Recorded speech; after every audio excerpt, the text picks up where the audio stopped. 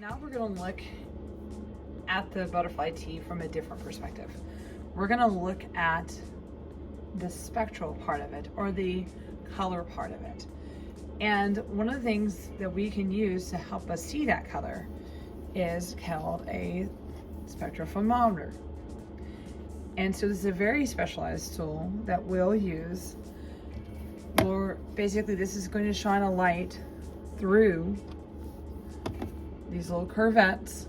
Okay, curvettes have lines and they have a smooth side. We're gonna put the lines, let me back this up so you can see, the lines go towards us and the smooth part goes this way because my light's gonna come through the box like this, all right? And it's going to measure. Now we can do a full absorbance where we can see what colors are being absorbed. And then sometimes we can also go in there and look for a specific color to see how much absorption there is on that one color. So this is just another way of looking at what we just did with this acid base, with these beautiful colors that we produced.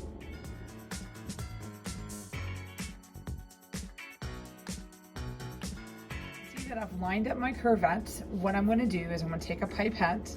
These are disposable pipettes. I'm going to go in here and I'm going to put some in there. Now I only need about 3/4 of this field, all right? I just like to have mine topped off a little bit more than that, okay? Now remember, we saw a difference in pH when we measured it. So now we're gonna look to see, can we see that difference also in the spectral absorptions? Once you use the disposable pipette, we're gonna throw it away. We're not gonna keep using it with the rest of them. First up, we gotta learn how to connect this. So these spectrometers run without a cord. The button's here on the front, we're gonna turn that on. We got a green light, which means it is on. Blue light means it's searching for Bluetooth. Now we go to the iPad and we're looking for the rainbow one this time. This is our spectral one, okay? So when you get to this step, we're going to click on where it says absorbance. And then we're gonna click full wavelength. Now it's looking for one. Again, these have barcodes on them. I've matched it, say connect.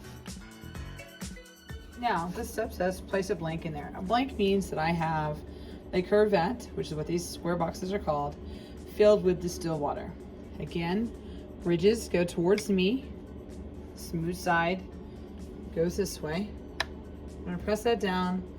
We're gonna say finish calibration. Since that's a blank, there should be no colors on it at all.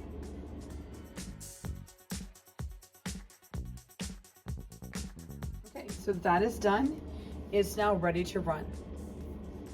Okay, no special setup on this one. We're gonna simply take out the blank that we had, set it on the side. We're gonna start with our first one, our control. Place it in there and say collect. And it's gonna put a beautiful graph on there. We can say stop. Now I can name this one if I hit those dots right there, and I can say control. Right?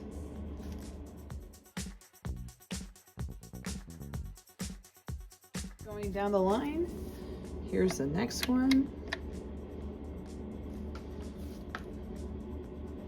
And we'll say stop.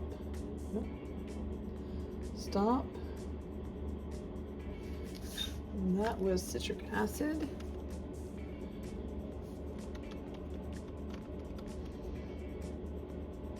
And actually, what I should do is I should rename it by the pH values.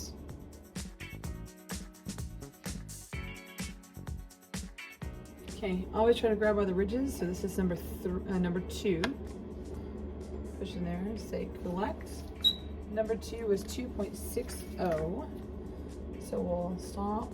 We'll rename that 2.60.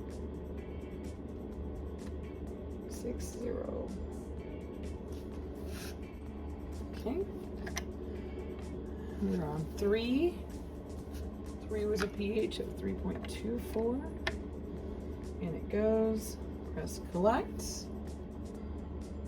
A little different there. So we'll say stop. 3.24 is what this one is.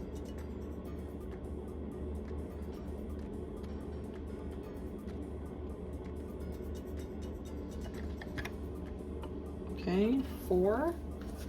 4 was 3.72 on the pH scale. Press collect.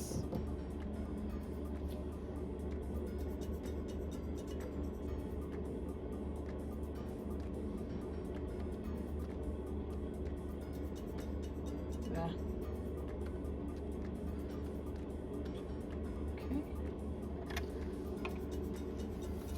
Number 5 was baking soda at 8.20.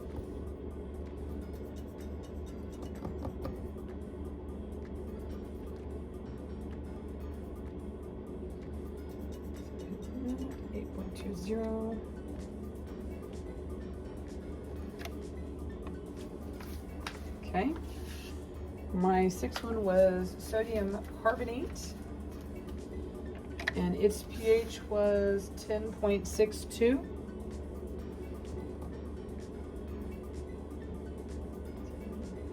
Oops. 10.62.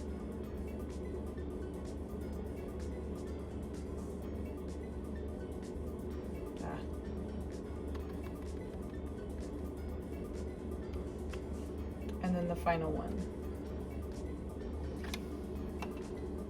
which is the sodium hydroxide at 11.83. Let's collect.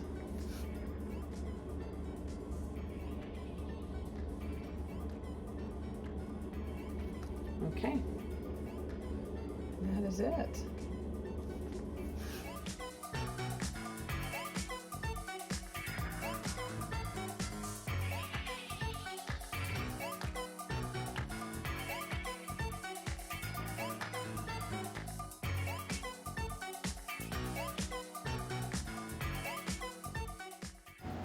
So if we look at your data here, I've highlighted on my graph where the 2 humps show up on the graph.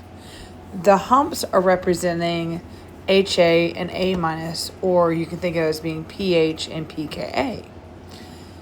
What I'm looking for when I look at that range on those two is I'm looking for the 2 humps to be equal on height. When they're equal on height, then my pH equals the pKa. I was pretty close on it when I did my test run here, but I really need to do another run with something else that had a little bit higher on the range, like 4 to 5 or 4 to 6.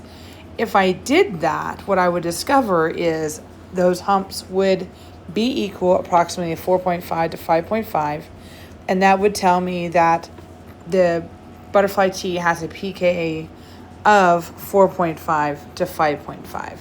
So that's how you're using your spectral analysis to figure out where this happens at. Okay, so that's how we use spectral data to figure out pH and pKa.